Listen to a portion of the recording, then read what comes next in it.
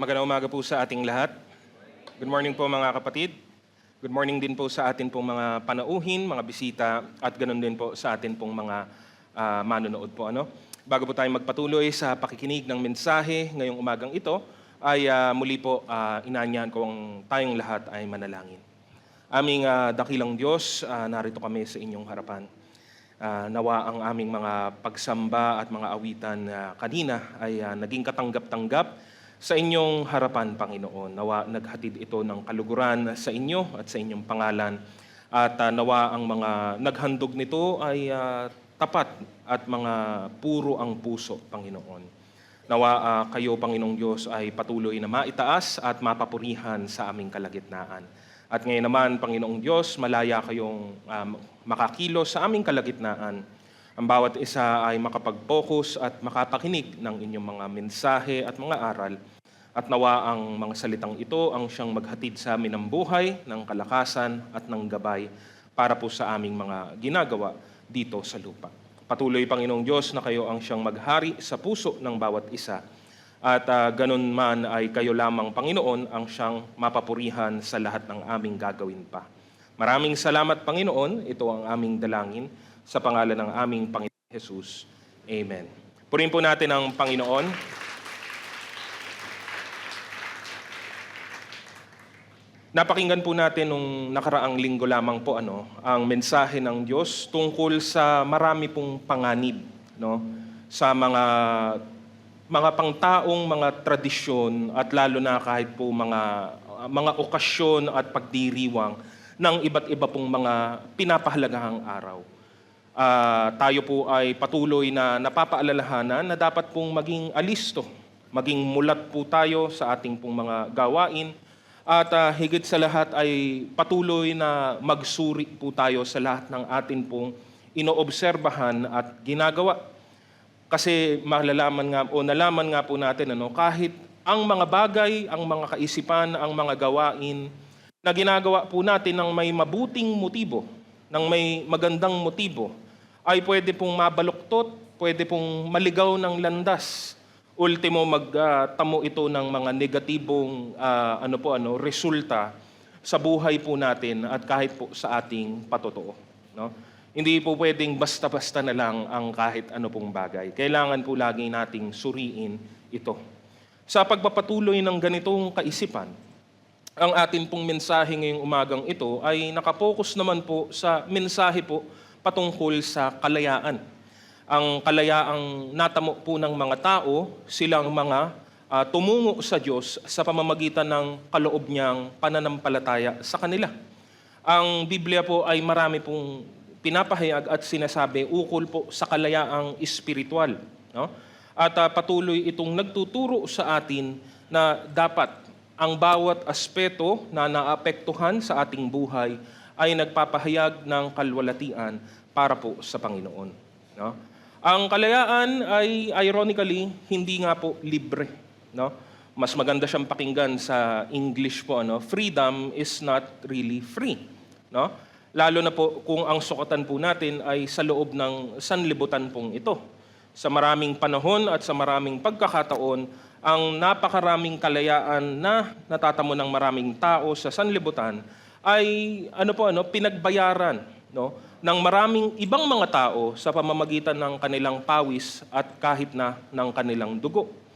Makikita po natin ang kakulangan ng kalayaan kapag atin pong binabaling ang ating paningin sa mga lugar at mga tao sa mundo natin na hanggang ngayon ay nasa ilalim ng matinding opresyon, matinding paghihirap dahil po sa mahigpit na mga kabigatan na ipinapataw sa kanilang mga buhay araw-araw.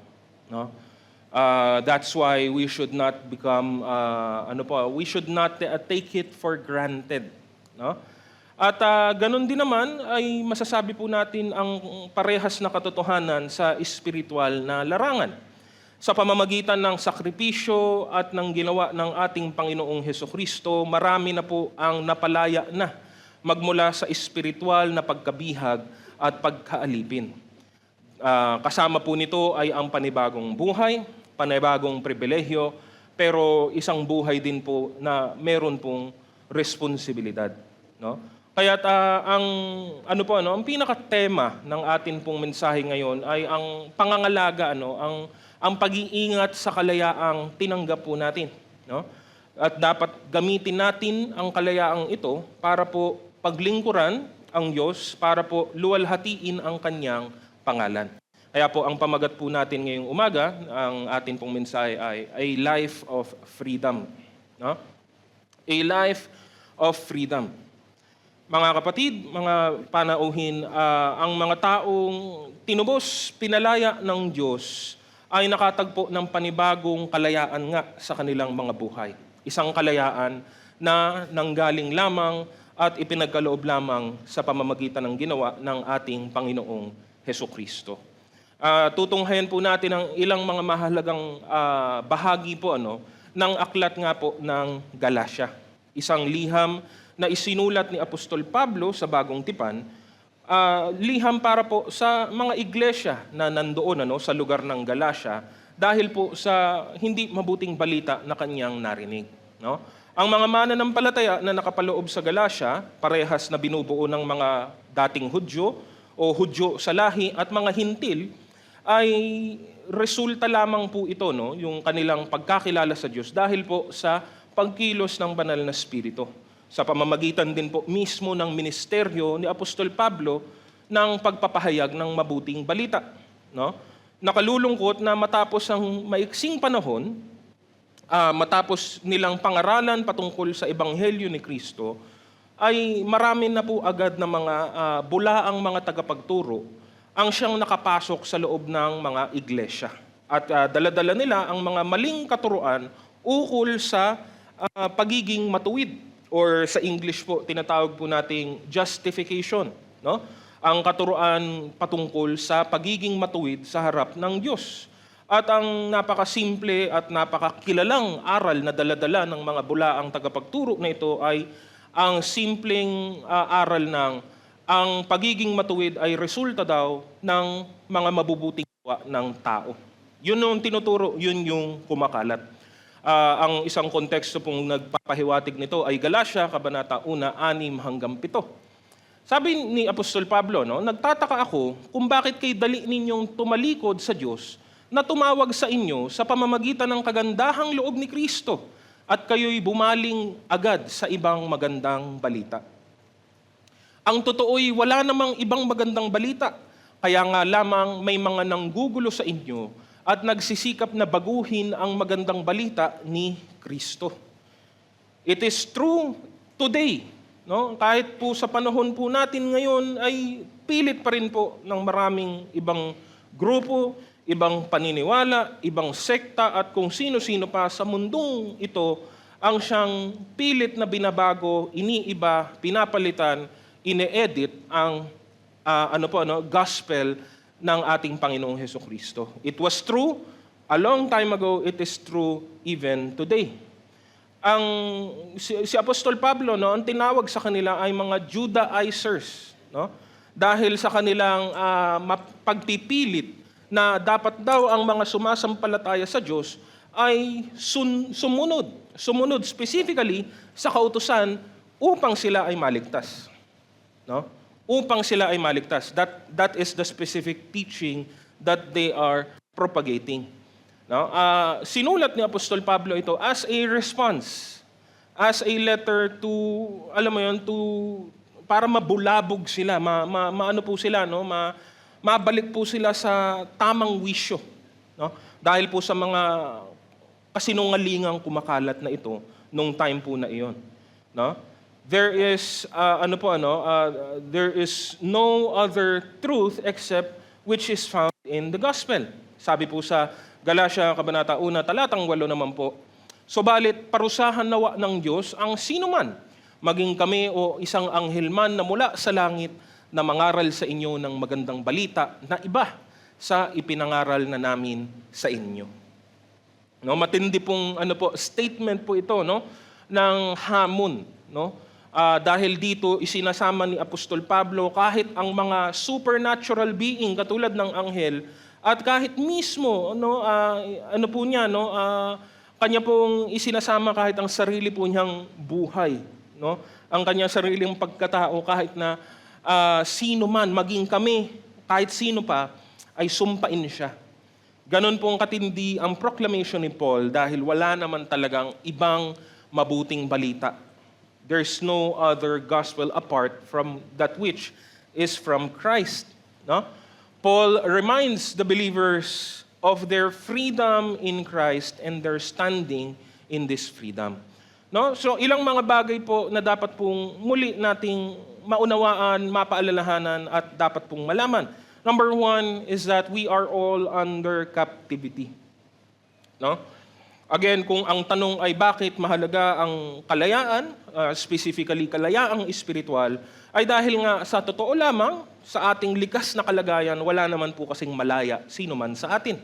In the spiritual realm, all of us are slaves. Lahat po tayo ay bihag, lahat po tayo ay alipin. Ang punto po ay wala po tayong kalayaan. No? Dito makikita po natin ang ilang mga bahagi na tinutukoy ng salita ng Diyos sa usapin pong ito.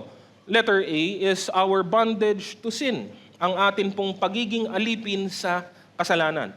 Again, this is the most crucial, the most important. No? Ito po ang pinakamatindi sa lahat. All people are in bondage to sin. Alipin po tayo nito. Sabi po sa Galatia, Kabanatang 3:22, ngunit ayon sa kasulatan, ang lahat ng tao'y alipin ng kasalanan. Kaya't ang ipinangako ng Diyos ay matatanggap sa pamamagitan ng pananalig kay Hesukristo na ibibigay sa lahat ng sumampalataya. No? Again, the idea, the general idea, the simple idea is pag alipin ka, alipin ka. And dala-dala na po nito yung lahat ng konteksto at ibig sabihin ng pagiging alipin. Hindi ka malaya, hindi mo magagawa ang gusto mo. Hindi ka basta-basta makakatakas. Hindi ka basta-basta makakaalis sa iyong pagkaalipin o pagkabihag. Hindi mo kayang tulungan ang iba, no? Kung ikaw ay alipin at ang kapwa mo ay alipin din, hindi mo siya matutulungan. Alipin ka lang din eh. No? At ganun man, hindi mo rin kayang tulungan ang sarili mo. No? Para ikaw ay magbago ang kalagayan, magbago ang sitwasyon, kailangan mayroong iba, labas ng pagkaalipin na ito, ang siyang umabot at tumulong sa iyo. No? At alam natin ang nangyari dahil nga si Jesus mismo, ang Diyos mismo, ang siyang tumulong dito sa atin. No? Mismo si Jesus, pinapaalala ito nung siya ay nandito pa po sa lupa patungkol sa pagkaalipin sa kasalanan. Sabi po sa Juan, Kabanatang 8, talatang 34, sumagot si Jesus, pakatandaan ninyo, ang namumuhay sa kasalanan ay alipin ng kasalanan. At sinong namumuhay sa kasalanan? Lahat ng taong wala pa sa pananampalataya, lahat ng taong wala pa kay Kristo. So sino ulit ang namumuhay sa kasalanan? Technically, there was a point na lahat ng tao sa buong mundo, sa buong daigdig ay alipin ng kasalanan. No? Sa mas malalim na pagsusuri, dalawang bagay po ang lagi pong pinapatukuyan, or at the very least, at least two things are always involved in this bondage. Number one is power. No? Nasa ilalim tayo ng kapangyarihan ng kasalanan. No? It is the very thing that becomes control in our lives. No? Wala tayong kapangyarihan. Again, hindi nga po pinahirap na ng Biblia ang paglalarawan po nito. Again, that picture of a slave under an oppressive master is seen. No? Kapag sinabi ng Panginoon mong masama na gawin mo ang isang bagay, you have no choice but to follow because you are His slave. No? Kaya nga usually ang idea o ang konsepto ng pagkaalipin usually is seen in the negative context.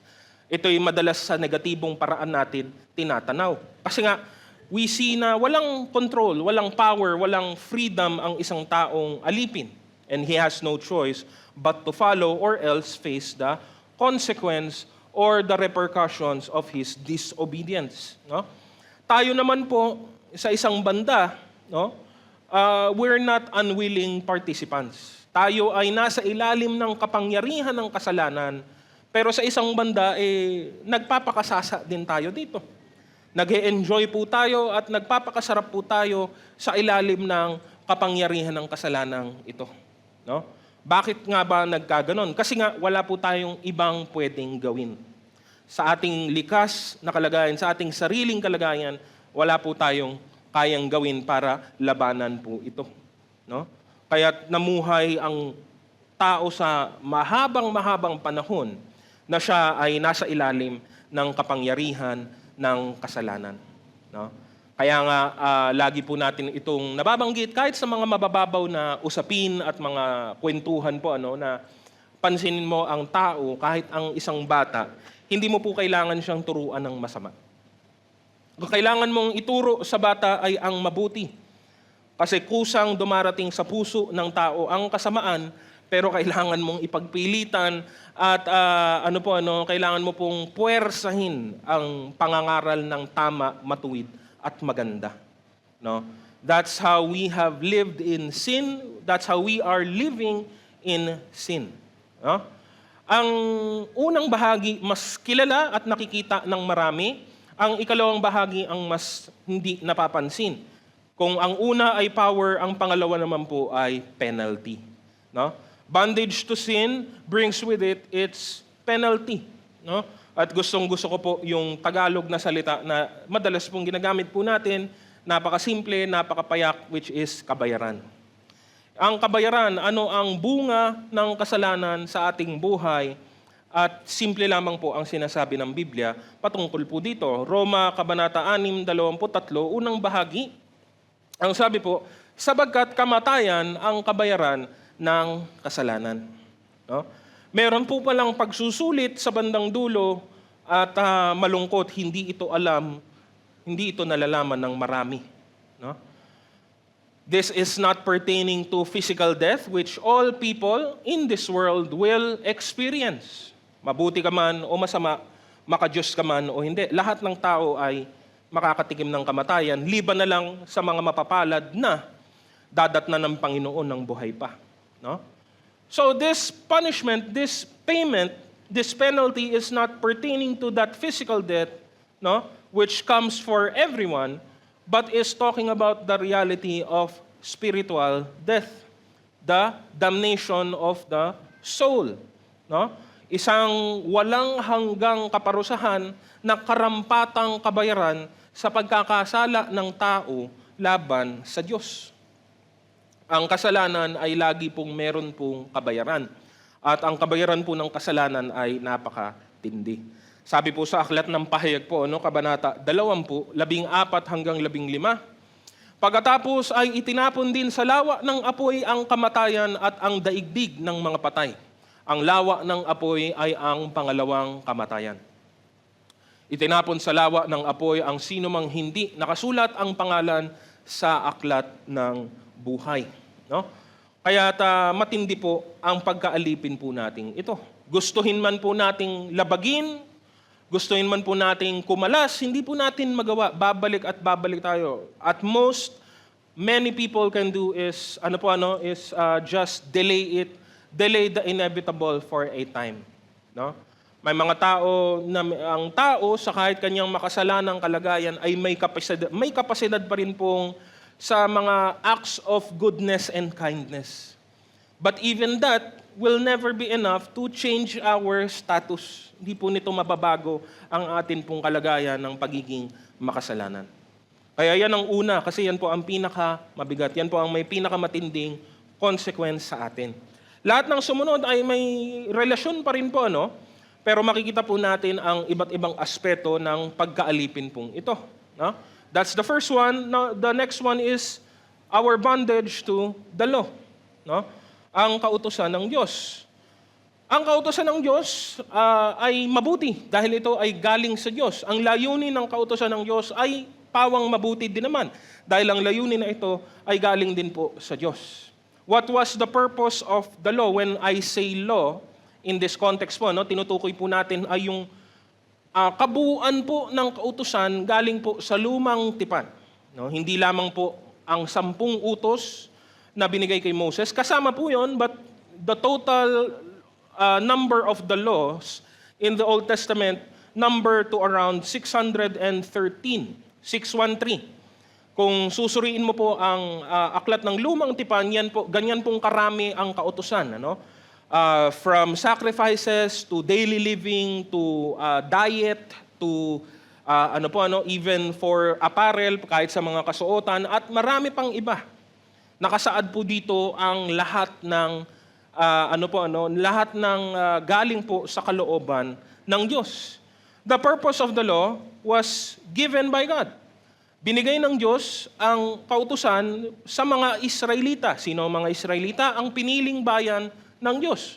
Para po sa pamamagitan nito ay ipahayag ng bansang ito ang kanyang katangian, ang kanyang kalwalatian, ang kanyang pagiging Diyos. The law was a covenant or is a covenant. No? Ang covenant po sa modernong salita ay kontrata. It was an agreement between two parties. It was an agreement between God and Israel, no? At ang stipulation, ang dulo ng kontratang ito ay ang sabi, kung ang bansang Israel ay susunod sa kautusan na galing sa Diyos, tatanggap sila ng benepisyo. Simply, they will be blessed by God. Kung lalabag sila sa kautusan ito, if they would disobey, ang galit ng Diyos ay ibubuhos laban sa kanila. But here's the thing, sa pagsusuri ng kabuuan po ng Biblia, sa pagsusuri kahit ng kasaysayan sa Lumang Tipan, one simple thing keeps popping out. No? Isang bagay ang paulit-ulit na lilitaw at nangingibabaw. No one can keep the law. No? So ang tanong po doon, the question then becomes, hindi ba parang unfair yun? Di ba parang unfair yun? Wala naman pala talagang makakasunod sa kautusan perfectly. Ibig bang sabihin, masama ang kautusan? Hindi po. Tama yung kautusan, mabuti yung kautusan, maganda ang layunin ng kautusan. Hindi makasunod ang tao. Sino yung masama? Di yung tao. No? Di yung tao ang masama. No? No one can obey the whole of the law perfectly. Some can obey it some of the time, no?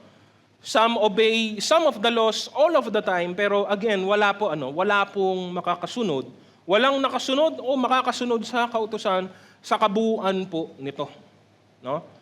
And pinapahiwatig po ang simpleng katotohanan na kung hindi mo po ito masusunod kung hindi mo po ito masusunod ng kabuuan, kahit na masunod mo ang ilan sa ilang bahagi, ay wala din po itong kabuluhan.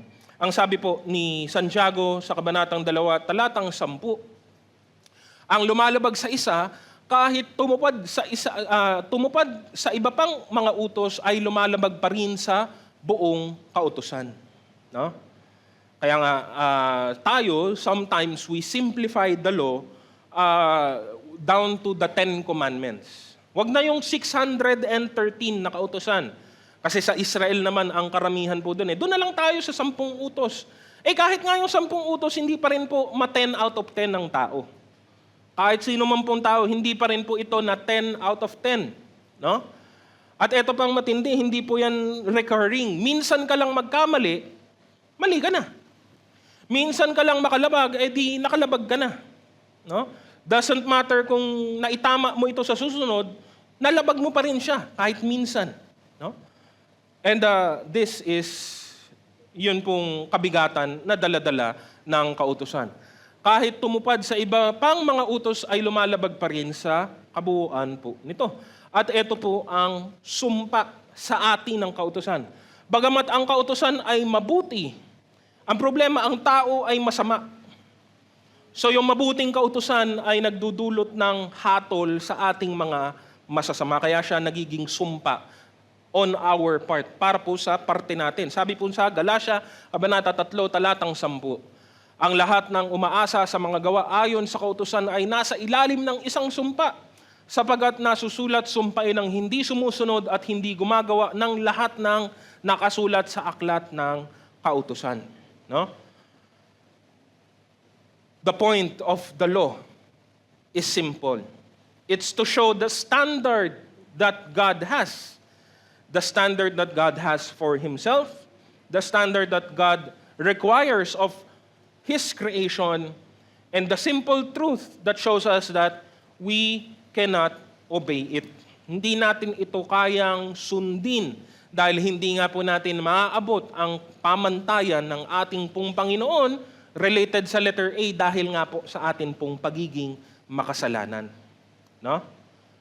Sa isang banda, ang magiging usap-usapin ay, ito nga ang kautusan, ngunit ito naman ay ibinigay para po sa mga Israelita. Sino pong Israelita dito? Meron po ba? Wala po. Tayo pong lahat nandito ay mga hintil. Ano pong ibig sabihin ng hintil? Hindi Israelita. Yun lang po yun. No? Biblically, yun lang po ang ibig pong sabihin ng Gentile or hintil. Hindi ka po taga-Israel. Hindi ka lahi ng Israel at hindi ka mamamayan ng Israel. So paano naman po tayo? Malaya po ba tayo dahil hindi tayo sakop ng kautusan? Sinagot naman ito ni Apostol Pablo sa aklat po ng Roma, Kabanata 2, 12 hanggang 15. Ang lahat ng nagkakasala na hindi saklaw ng kautusan ni Moises ay paparusahan, ngunit hindi batay sa kautusang iyon. Subalit ang lahat naman ay nagkakasala na saklaw ng kautusan ay hahatulan batay sa kautusan. Sapagkat hindi ang mga nakikinig sa kautusan, kundi ang sumusunod dito ang siyang pawawalang sala ng Diyos. Kapag ang mga hintil na hindi saklaw ng kautusan ay gumagawa batay sa panuntunan nito ayon sa kanilang likas na pag-iisip, ito ay nagiging kautusan na para sa kanila. Ipinapakita ng kanilang mga gawa na nakasulat sa kanilang puso ang panuntunan ng kautusan. Pinapatunayan din ito ng kanilang budhi sapagkat kung minsan sila'y sinusumbatan nito at kung minsan naman sila'y ipinagtatanggol nito sa kanilang isipan. Kumbaga sa mas mababaw pong salita, sa paraang legal, yung mga nasa ilalim ng kautusan ay ang mga Israelita, sila ay hahatulan ayon mismo sa kautusang binigay sa kanila. Ang mga wala sa ilalim ng kautusan ng Israel ay pawang nasa ilalim pa rin ng kautusan dahil ang mga panuntunan ng mga kautosang ito ay nakaukit na po sa atin pong puso. Dahil tayo po ay nilikha din naman ng Diyos. Sila ay hahatulan dahil sa kautusan, tayo ay hahatulan sa kautusang nakaukit sa atin pong mga puso at diwa. So wala po tayong takas. Wala po tayong takas, wala po tayong lusot. Hindi mo po pwedeng gamitin ang depensa na hindi naman po ako Israelita, hindi naman po ako Hudyo, dahil hindi ako saklaw ng kautusang ito. No? Pero hindi po. Piniliwanag ni Pablo kung bakit ito mahalaga. No? We will be judged by our conscience. Ang sabi po niya, there is no escape. No? Kung nasa ilalim ka ng kautusan, ang pataw sa iyo ay guilty dahil sa kautusan. No? Kung wala ka naman sa ilalim ng kautusan ni Moises, ikaw ay papatawan pa rin po ng guilty ayon naman po sa iyong konsyensya. No? Ang punto, ang kautusan ay may layunin, pero hindi po nito kahit kailan naging layunin ay ang iligtas tayo. Hindi kahit kailan ang naging layunin ng kautusan ay gawin tayong matuwid. Ang purpose ng kautusan ay ipakita kung sino nga ang matuwid. At ang simpleng sagot ay wala ngang matuwid. No?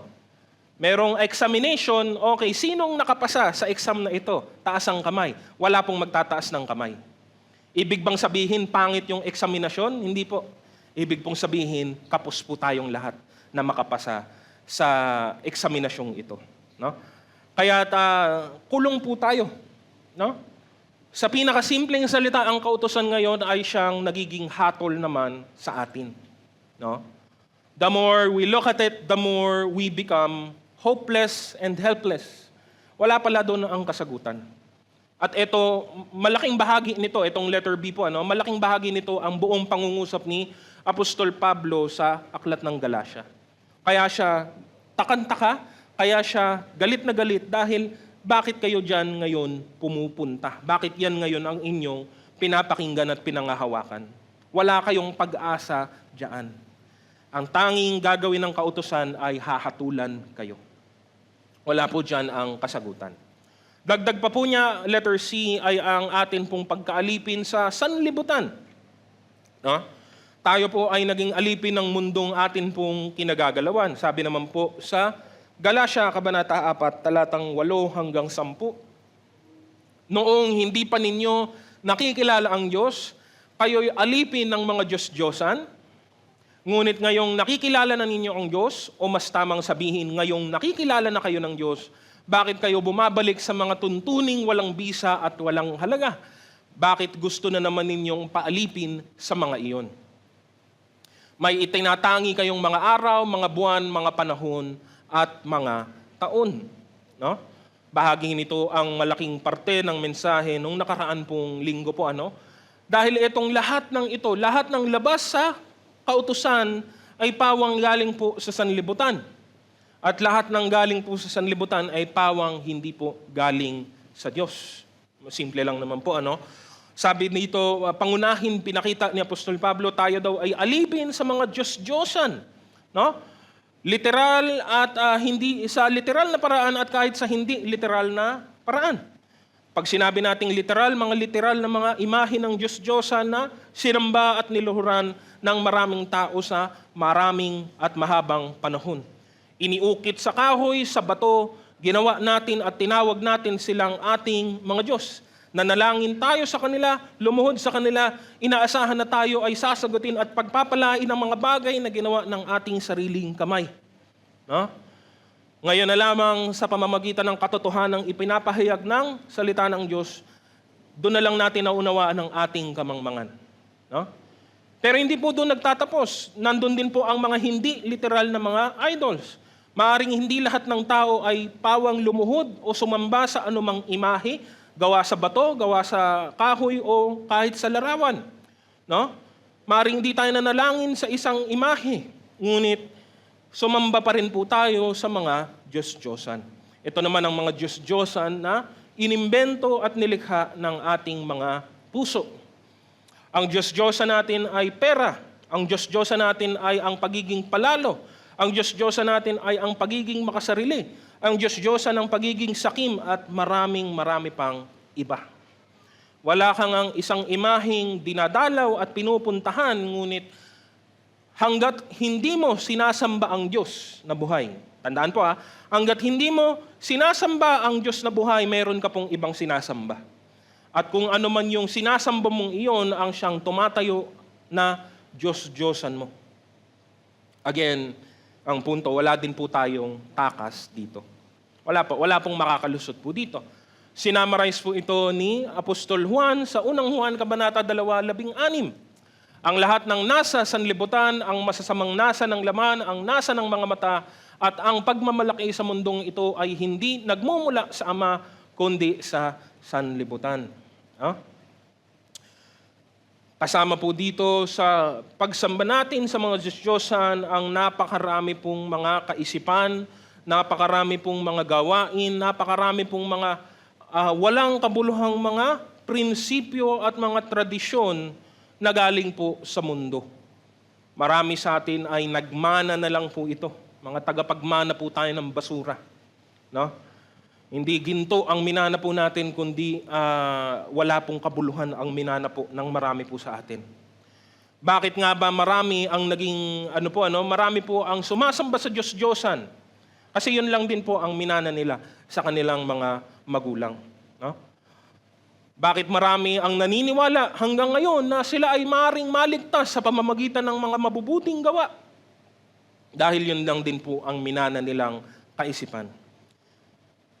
Marami sa atin naniniwala sa mga sa mga walang kabuluhang mga paniniwala at mga superstition kung tawagin, no?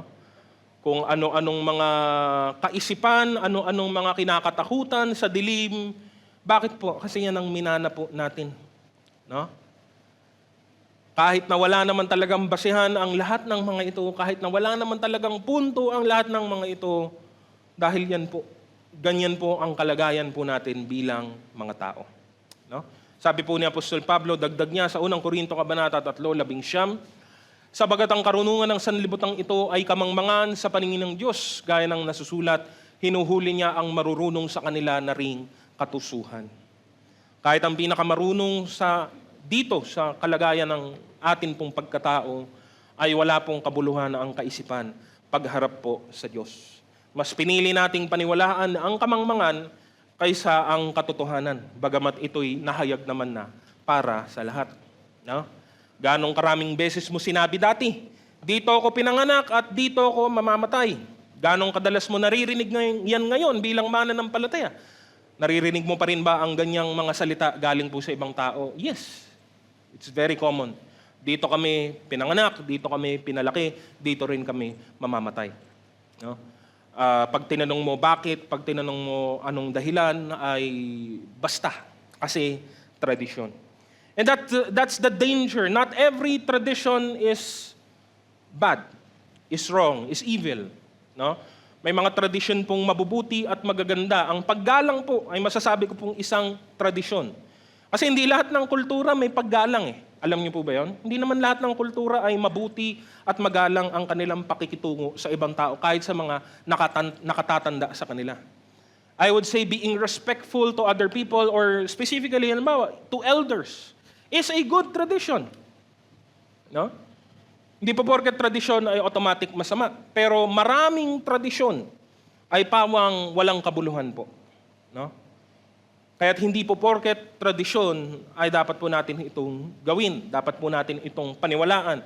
Hindi po porket ginagawa ng marami, dapat gawin na rin po natin. Bakit?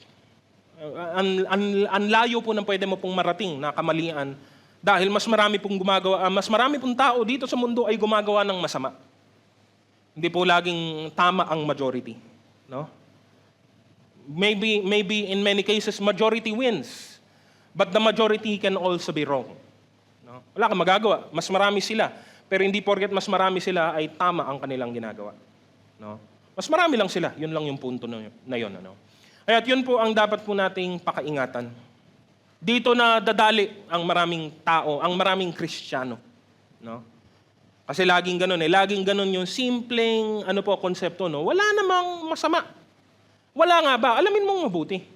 May kalayaan ka galing sa Diyos, may kaisipan ka na nagmumula sa Diyos, gamitin natin ito para maging mapanuri, no? Ang panghuli po, letter D is technically pwede po nating pag-isahin yan, pero hiniwalay ko lang para mas maliwanag, ay ang ating pagkaalipin sa laman. Ang letter A ay connected po sa letter C at connected din naman ito sa letter D. No? Dahil lahat ng ito ay nag-uugat sa atin pong pagiging makasalanan. Ang sumpa ng kautusan ay connected sa letter A. Ang letter B ay connected sa letter A dahil ang lahat ng makasalanan ay hinahatulan ng kautusan. So lahat po yan ay related. No? Ang atin pong pagkaalipin ay napakatindi ang kabayaran. No? Panghuli ay ang atin pong pagkaalipin sa laman. Ang sabi po sa Galatia Kabanata 5, 11 hanggang 21, hindi maikakaila ang mga hilig ng laman, pakikiapid, kahalayan at kalaswaan. Pagsamba sa Diyos-Diyosan, pangkukulam, pagkapuot sa isa't isa, pag-aaway-away, pagsiselos, pagkakagalit at kasakiman, pagkakampi-kampi at pagkakabahabahagi, pagkainggit, paglalasing, kalayawan, at iba pang katulad nito. Muli ko kayong binabalaan, ang gumagawa ng mga ito ay hindi magkakaroon ng bahagi sa kaharian ng Diyos. Kasi ang mga gumagawa nito ay mga makasalanan at ang mga makasalanan ay hahatulan ng kamatayan, kaya't hindi sila magiging bahagi kailanman ng kaharian ng Diyos. Ito ang huling ito pa ang huling hudyat, ang huling panapos ng usapin pong ito. Pinapahiwatig lang nito ang kakumpletuhan at ang kawalang bisa ng anumang meron sa atin para tayo ay maging malaya, para tayo ay makatakas galing sa pagkaalipin po na ito. No? Madali pong magturo ng mga tao kapag binabasa mo ang mga salitang binanggit dito ni Apostol Pablo. Ngunit balikan lamang po natin ang ating sariling buhay, kaisipan at kaugalian, makikita mo at maalala mo na ikaw rin ay naging alipin ng kasalanan at kasamaan sa mahabang panahon. No? Kung paano tayo nakikitungo sa ibang tao, paano natin ginagawa ang gusto natin kahit na ito ay masama, paano natin i-justify ang kasamaan na ginagawa natin. Masama yung ginagawa ko, pero meron akong dahilan. No? At dapat mo kong pagbigyan kahit na mali ang aking ginagawa. Ganun po ang atin pong kaisipan. And again, nandun po yung feeling, nandun po yung justification, yung pinakamatindi. lahat naman ng ibang tao ginagawa din naman ito eh. Naintindi po niyan, alam mo yon, hindi lamang po pangkabataan o pangbata, yun pong yun pong panganib ng bandwagon mentality kung tawagin po yung pong nakikiuso o nakikisabay sa uso, no? Dahil yan ay ginagawa po ng kahit ano pong edad, kahit sino pong tao, matanda man o bata, no? Napakabilis at napakapayak na po yan justification. Ay ginagawa din naman ng iba eh. Ginagawa din naman ng marami. At yun na po yun. Tapos na po ang usapin. No? Pilit nating nilulunok na lang ang atin pong kahihiyan o ang atin pong guilt kapag natatauhan na po tayo. No? Ito po ang realidad ng kondisyon sa loob ng buong sanlibutan. At sa matagal na panahon, bahagi po tayo nito. At hindi lang po yun, hindi lang tayo bahagi nito, ay sarap at mahal na mahal din natin ang kalagayan nating ito. Wala namang mali sa atin pong kalagayan. Yun ang iniisip po ng marami po sa atin. Wala tayong ideya na ang pagiging bahagi pala ng ganitong uri ng pamumuhay ay magdudulot sa atin ng kapahamakan. Masaya pa tayo at kung madalas ay proud pa tayo sa ating mga kasamaan at katiwalian. No? Di natin naintindihan na ito pala ang maghihiwalay sa atin sa kaharian ng Panginoon. No? Ito po ang kondisyon ng tao sa kanyang likas na kalagayan. No? Ito lahat ay makukuha mo po ang ugat ng lahat ng ito sa kasalanan, sa pagiging makasalanan po natin. No? Again, the problem is that we cannot do anything about it. We have no solution. We have no escape. No? Marami nang nagsubok, wala pong mag-succeed. Wala po talaga. Nothing we can do about it. Pero salamat na lamang sa pamamagitan ng biyaya ng Diyos, tayo po ay pinalaya ni Kristo. Number 2, Christ has set us free. No? Kaya't mahalaga at kailangan ang kalayaan dahil hindi natin to kayang kamtan sa ating sariling kakayahan o lakas. No? Dumating ang kalayaan ng dumating ang bugtong na anak ng Diyos. Walang iba kundi ang ating Panginoong Hesukristo.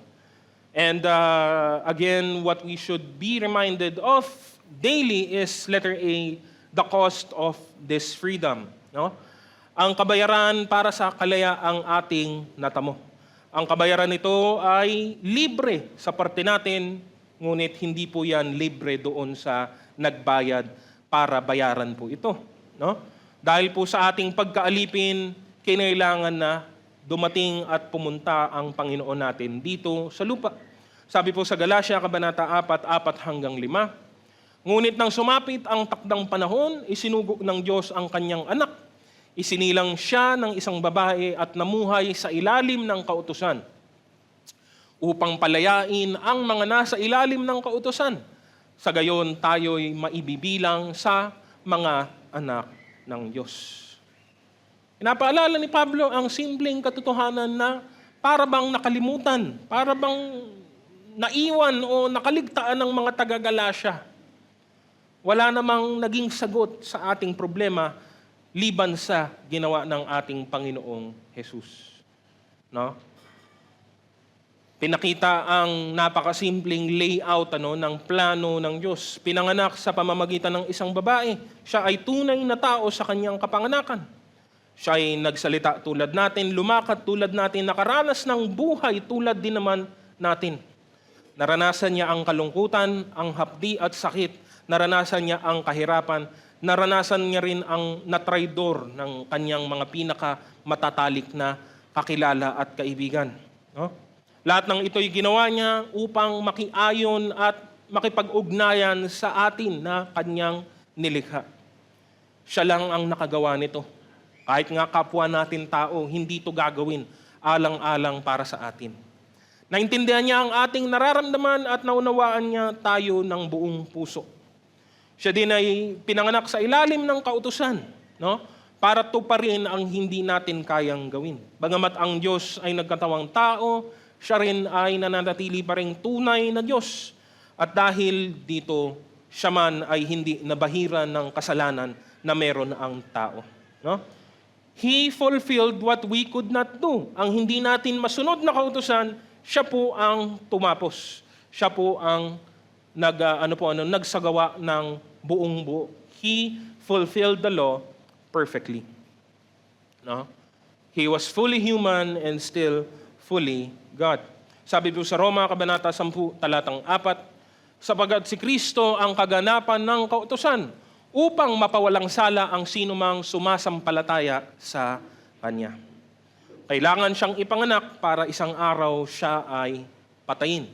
At ang kanyang kamatayan sa krus ang siyang naging katubusan natin. Galatia, Kabanata 3:13. Tinubos tayo ni Kristo mula sa sumpa ng kautusan nang siya ay isinumpa para sa atin, sapagat nasusulat, isinumpa ang bawat ibinitin sa punong kahoy. No? Dahil kung wala po ang pagdanak ng dugo, wala pong magiging kapatawaran ng kasalanan. Pumasok si Kristo sa mundo, tinupad ang kautusan, ibinigay ang kanyang buhay, alang-alang sa atin. Imbis na tayo ang magbayad nito ng ating buhay, siya ang nagbayad para sa ating lahat. Binigay niya ito para tayo ay mabuhay, higit sa lahat para tayo ay mapawalang sala at mapalaya. No? Unang Korinto, Kabanata 15, 1-4. Mga kapatid, ngayon ipinapaalala ko sa inyo ang magandang balitang ipinangaral ko sa inyo. Iyan ang magandang balitang inyong tinanggap at naging saligan ng inyong pananampalataya. Naligtas kayo sa pamamagitan nito kung matatag ninyong pinangahawakan ang salitang ipinangaral ko sa inyo. Dahil kung hindi, walang kabuluhan ang inyong pananampalataya.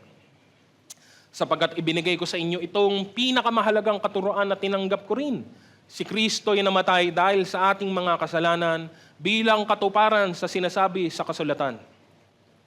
Inilibing siya at muling nabuhay sa ikatlong araw ayon din sa kasulatan. Yan ang kabayaran ng ating kagagawan at kasalanan. Pwede namang hayaan na lang ng Diyos, ngunit ito'y kanyang binayaran. At yan po ang dahilan bakit tayo malaya. No? Kaya ito'y dapat intindihin, unawain, higit sa lahat ay pahalagahan. No? Our freedom is not so cheap. No? Hindi ko po pwedeng ikumpara, totoo lang, ang kalayaan, anumang antas ng kalayaan na meron dito sa lupa, sa kalayaang ipinagkaloob ng Diyos, malayong-malayo po kasi. No? Buti dito sa bansang ito, sa first world country na to, grabe yung kalayaan nila, wala pong kwenta yung kalayaan na yun. Kasi kahit sinong malayang tao sa anumang lipunan dito sa mundo, kung hindi dahil kay Kristo ay alipin pa rin po ng kasalanan at destino pa rin po ng kapahamakan.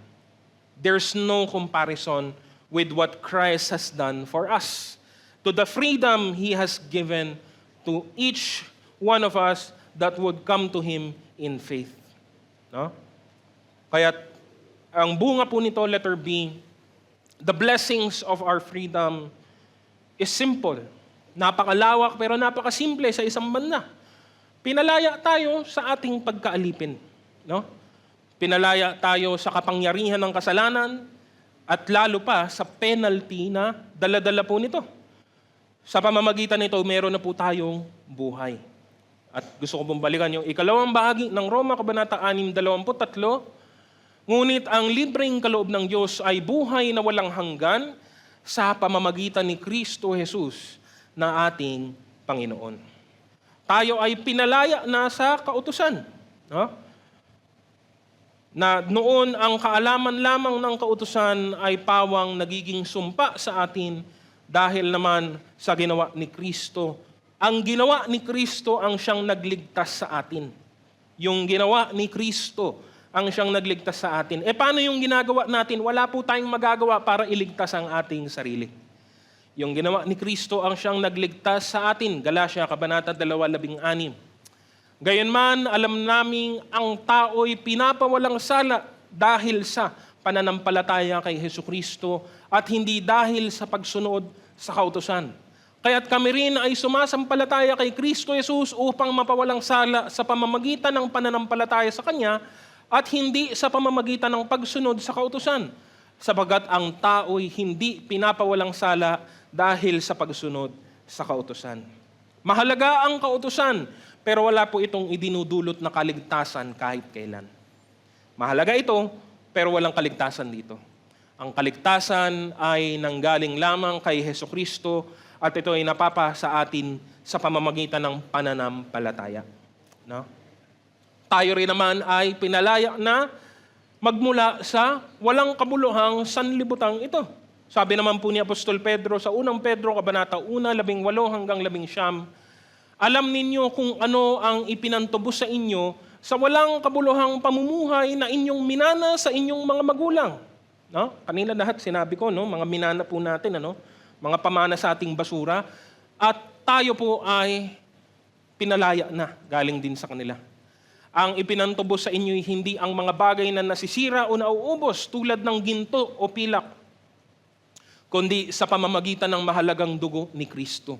Siya ang korderong walang batik at kapintasan. No?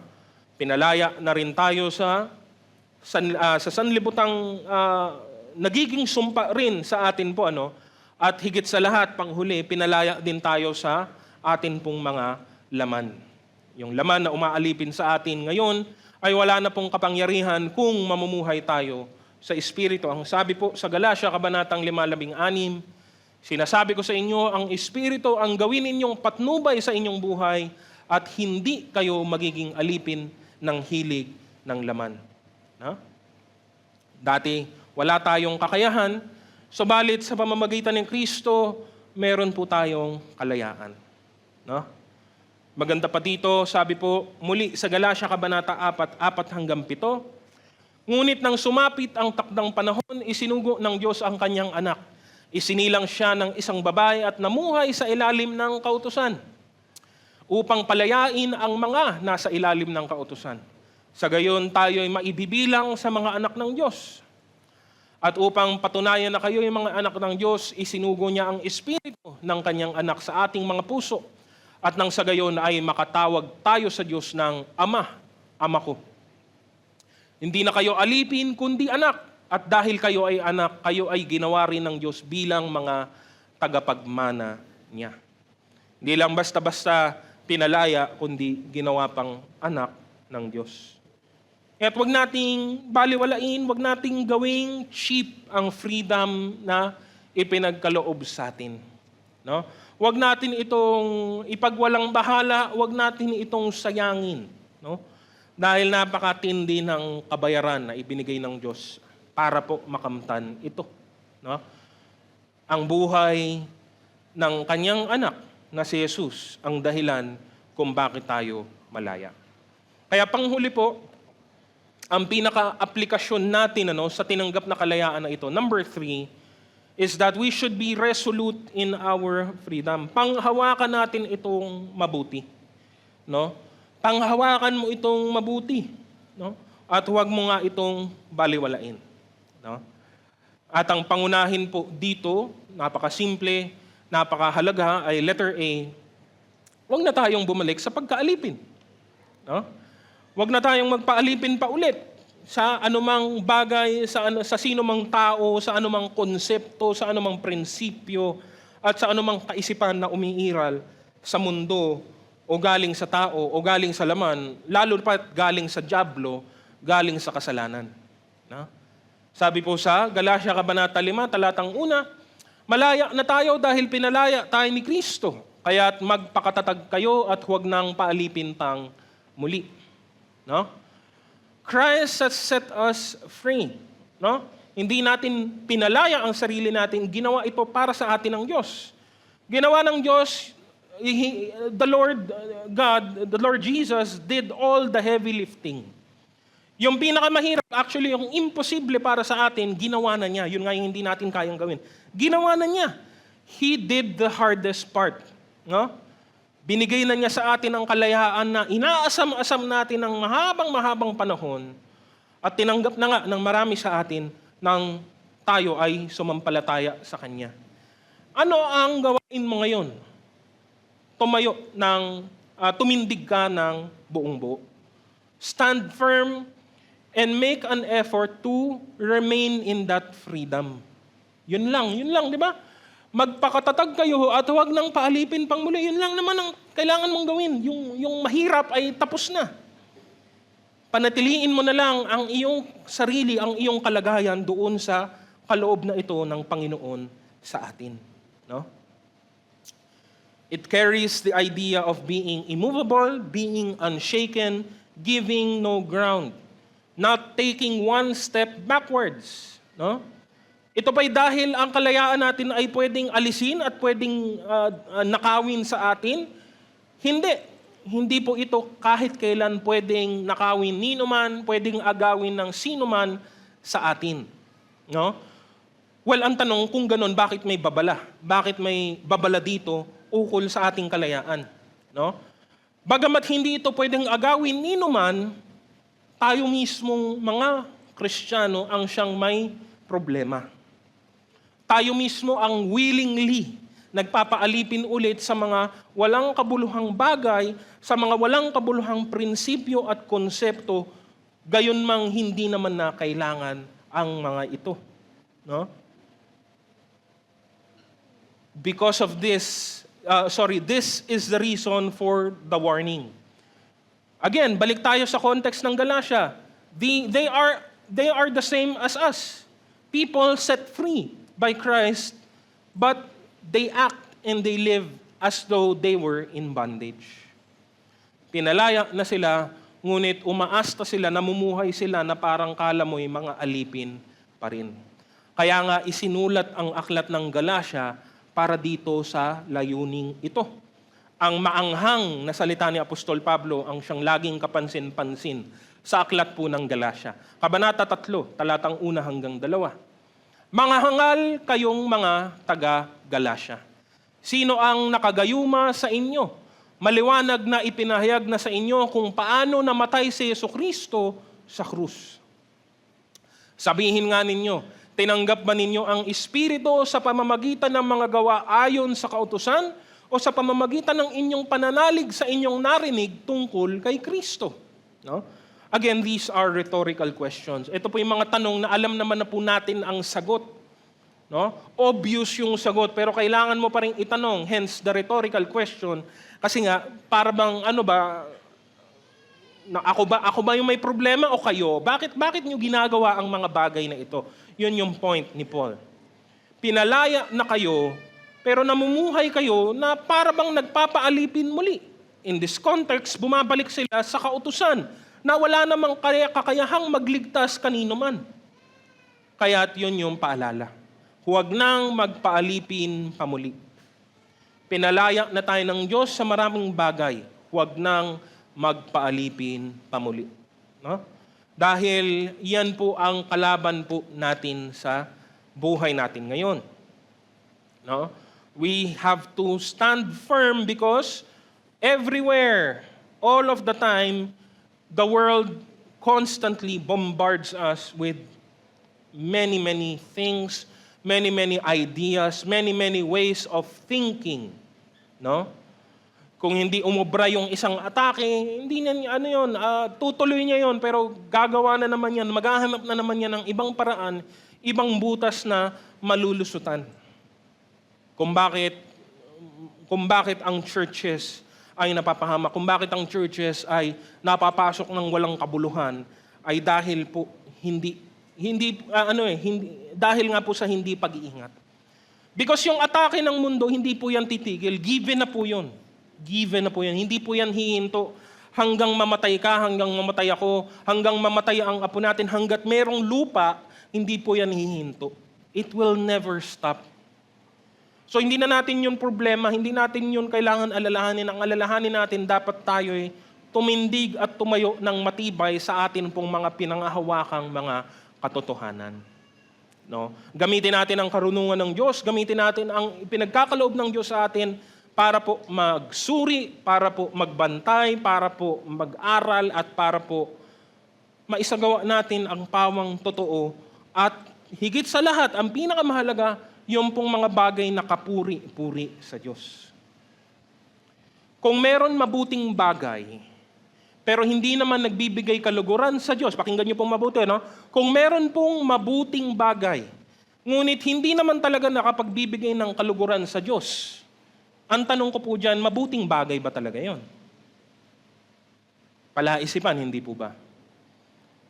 Mabuting bagay, pero hindi naman talaga, wala naman talagang kinalaman sa pagkapurihan ng pangalan ng Diyos.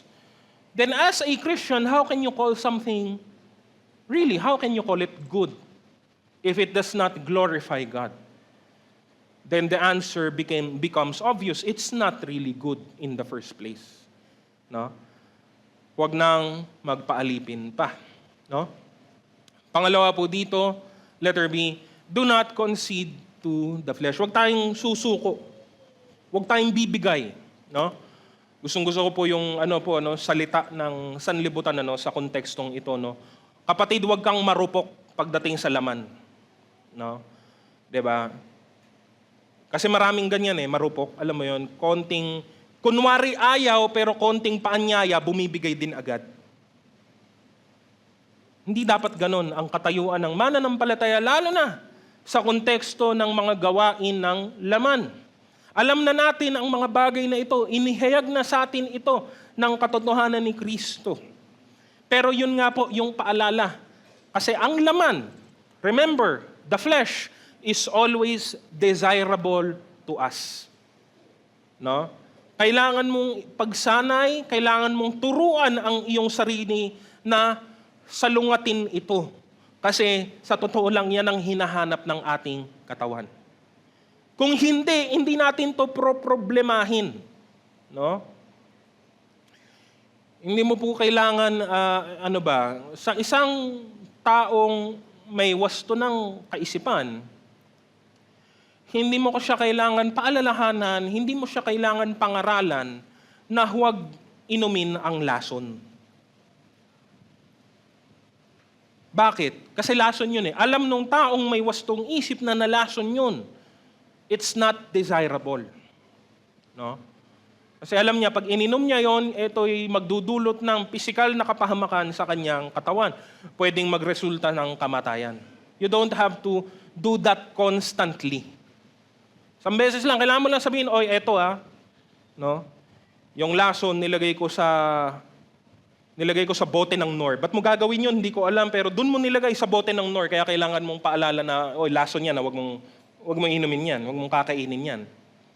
Pero isang salita lang, tapos na, wala nang gagalaw po nun. Pero bakit paulit-ulit ang paalala sa laman? Because it's desirable to us. Gusto ito ng ating katawan, bagamat sinasabi ng ating espiritu na huwag.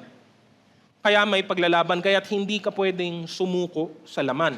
Sabi po sa Galatia, Kabanata 5:13, mga kapatid, tinawag kayo upang maging malaya, ngunit huwag naman ninyong gamitin ang inyong kalayaan upang masunod ang hilig ng laman, kundi maglingkod kayo sa isa't isa sa diwa ng pag-ibig. No? Gamitin natin ang kalayaang ito para sa mga bagay na nagdudulot ng kapurihan at kaluguran sa Diyos. Higit sa lahat, yun ang mahalaga. Kung tunay na mabuti ang isang bagay, ito ay nagbibigay kaluguran sa Diyos kasi yun ang tunay at tamang sukatan ng mabuti. Secondary, ito ay nakakapagdulot ng kabutihan sa kapwa natin. No? Something that is constructive and God-glorifying to other people. No? Hindi po ito kalayaan na konsepto ng sanlibutan na pag sinabing malaya ka na, pwede mo nang gawin ng kahit ano. Hindi po ganun kababaw ang kalayaang tinanggap po natin. Ang kalayaang ito ay malaya ka ng sumunod sa kalooban ng Diyos. Malaya ka ng gawin ang mga bagay na hindi mo dati pwedeng gawin dahil alipin ka ng kasalanan.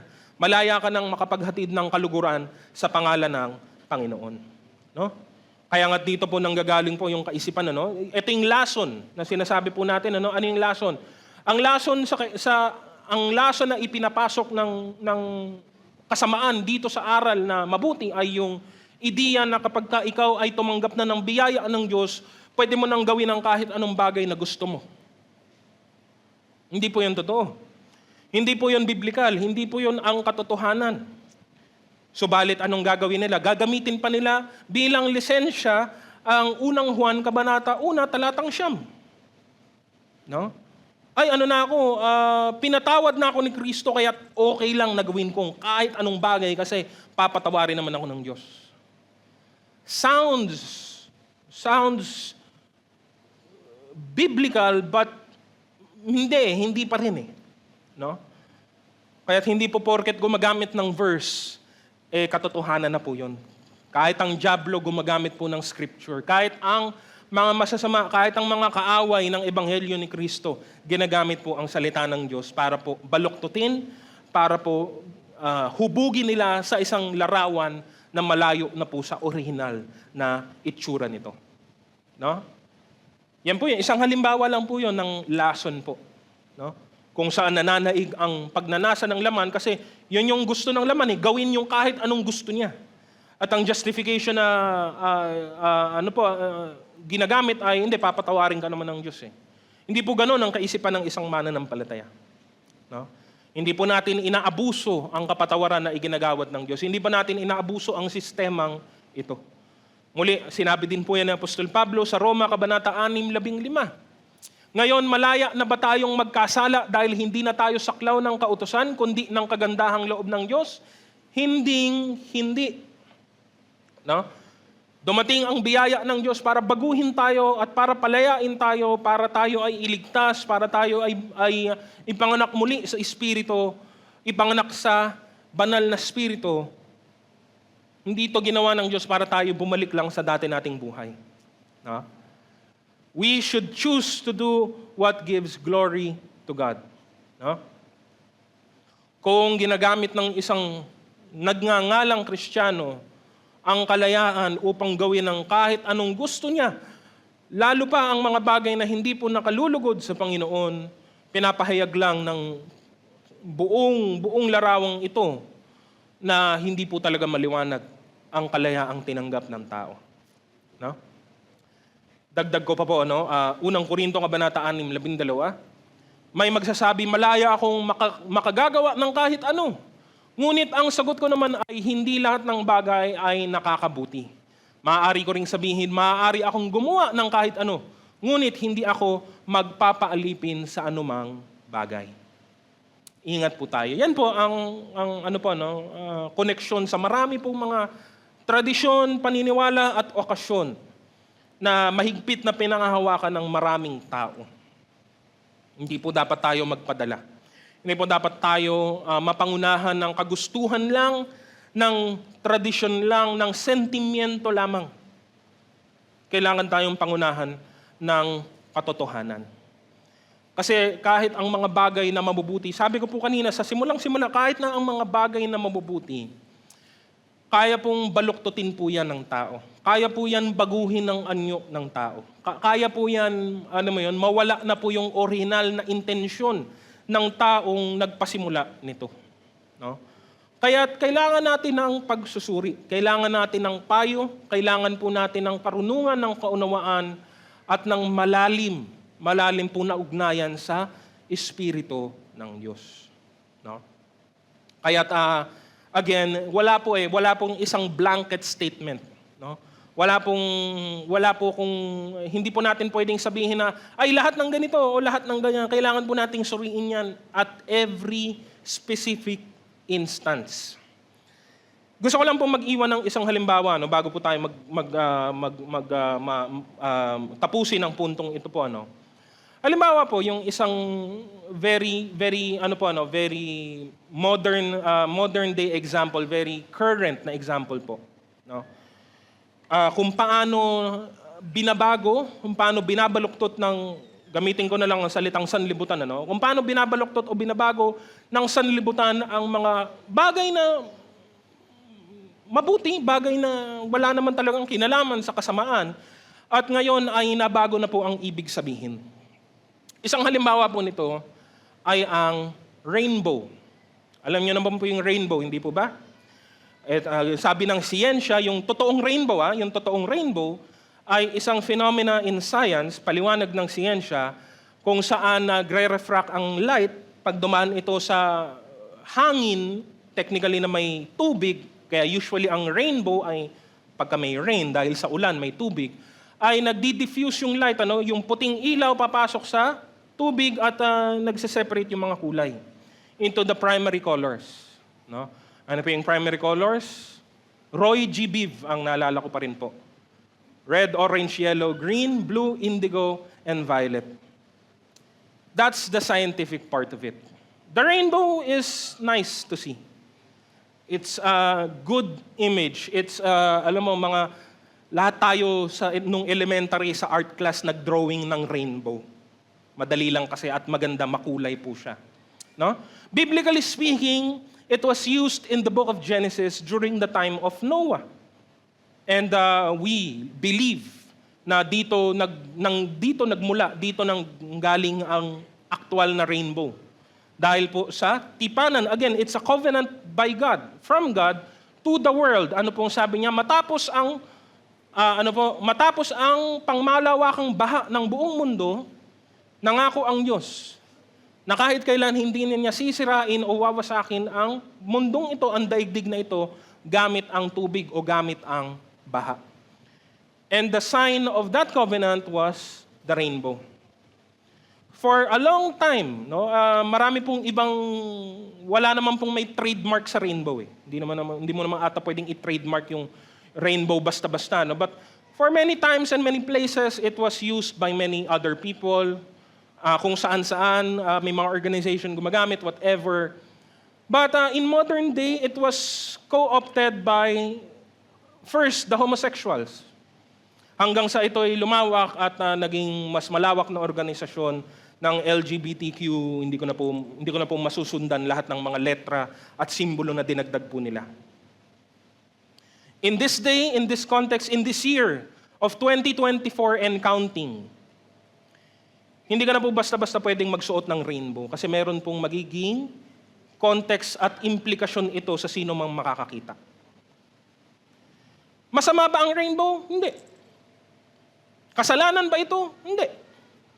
But you have to realize its context. You have to be wise in your decisions.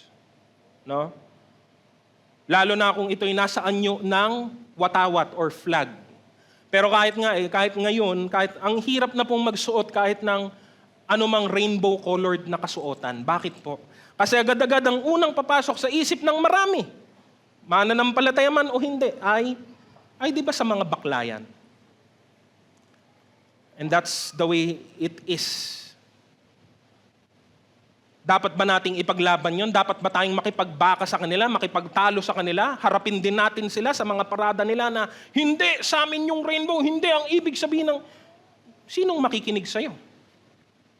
Sinong makukumbinsi mo? Kailangan po nating pag-isipan ito ng mabuti. Isang maliit na sinasabi ko, maliit na halimbawa, no? Kasi kulay lang po yun eh. Pero ito yung simbolo na po sa panahon po natin ngayon. At marami na po siyang, loaded po siya eh. Marami po siyang daladalang implikasyon. Bagamat napakasimple lang naman. Diba? Kaya dapat tayong maging maingat ang punto ko po. Yun po ang punto ko. Dapat po tayong maging maingat. Sure, we can still use it, but kailangan pinagsuri talagang mabuti. No? Because dala-dala natin ang pangalan ng Panginoon, pinapanahanan tayo ng banal na Espiritu, at anumang meron sa atin, anumang nakikita sa atin ay nagsisilbing patotoo para po sa lahat ng tao. Sa malapit man o sa malayo. Kaya't hindi ko pwedeng sabihin, mo na yan, maliit na bagay lang naman yan. Hindi po, hindi na po ganun eh. Wala na pong ganun, wala na pong maliit na bagay sa panahon po natin ngayon. Kaya't dapat po tayong maging maingat. No?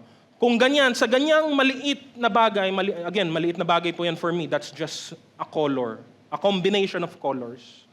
Paano pa doon sa mga mas malalaking bagay? Katulad ng mga tradisyon, katulad ng Pasko, katulad ng mga okasyon, katulad ng mga piyesta, mga pista, at kung ano-ano pa. Are we bringing glory to God in what we do? That's the first question. Are we edifying our brethren? Is the second question. Doon lang sa dalawang tanong na yon, doon sa initial na tanong lang po yun, pero doon lang sa dalawang initial na tanong na yon, marami na pong bagay ang malaki na po ang maitutulong nito sa pagsusuri po natin sa anumang bagay na gagawin po natin. We should be mindful, we should be careful, we should be responsible. No? Ito ang buhay po natin ngayon. Yan na lang ang gagawin po natin kasi nga yung mahirap na parte, ginawa na po ng Diyos. At huwag mong maliitin ang anumang bagay, huwag mong baliwalain ang anumang bagay dahil meron itong mga implikasyon lagi sa nakatingin po sa atin. Higit sa lahat, nakatingin sa atin ang Panginoon. No? At yun po yun po ang isa sa mga halimbawa lang po yun sa mas napakarami, napakahaba pa pong listahan ng mga ginagawa at mga activities natin dito ngayon sa mundo. Kailangan nating tumindig ng mabuti sa kalayaan na kay Kristo. Pinalaya tayo sa kasalanan at kamatayan, binigyan tayo ng chance na mabuhay at pakaingatan po natin ito. Huwag natin itong baliwalain. Para po sa ating pagtatapos, napakahalaga dapat ng kalayaan sa atin, lalo na ngayon, mas lalo nating nangunawaan ang espiritual na kalayaan na ipinagkakaloob ng Diyos. Ang kalayaan na binigay ni Kristo ay meron pong malaking kabayaran, isang kabayaran na hindi natin kayang bayaran, pero binigay ng libre ng Diyos alang-alang sa atin. Pinaglalaban natin ang mga kalayaan dito sa lupa. Men and women will fight for their freedoms and even die for them. Paano naman ang pagpapahalaga natin na kalayaan galing kay Kristo? Dapat natin itong panindigan, dapat natin itong panghawakan ng mabuti at huwag natin itong hayaang mabaliwala. No? Gusto ko pong basahin sa pagtatapos natin, Aklat ng Juan, Kabanata 8, 35 hanggang 36. Ang alipin ay hindi kabilang sa pamilya sa habang panahon, subalit ang anak ay kabilang magpakailanman. Kayo'y tunay na lalaya kapag pinalaya kayo ng anak. Hindi ka na alipin ng kasalanan, ikaw ay anak na ng Diyos. Kung ikaw ay sumasampalataya kay Kristo. Purihin po natin ang Panginoon sa umaga pong ito.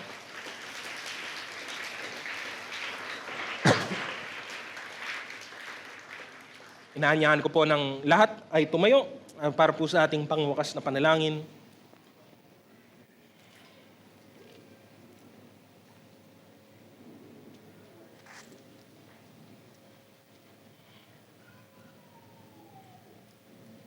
Tayo po ay manalangin po.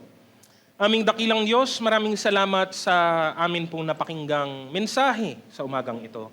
Muli po ay napaalalahanan at napangaralan ang bawat isa ukol sa mahalagang tema at usapin patungkol po sa kalayaang espiritual na amin pong tinanggap.